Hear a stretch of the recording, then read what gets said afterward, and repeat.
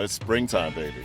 It is springtime. All the hand-wringing, legitimate hand-wringing about learning loss is going to be put to the test right now. How many schools are going to keep their foot on the gas and continue to focus on mastery learning after testing, or if you're not even testing, with the onset of spring? Because you know and I know that we are notorious for kind of letting our foot off the gas around now.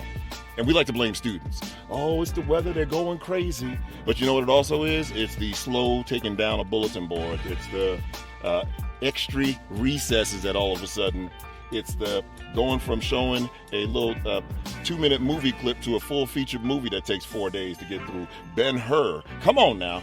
I want to see evidence of all this hand-wringing and concern about learning loss. Let it be us maximizing instructional minutes to the end.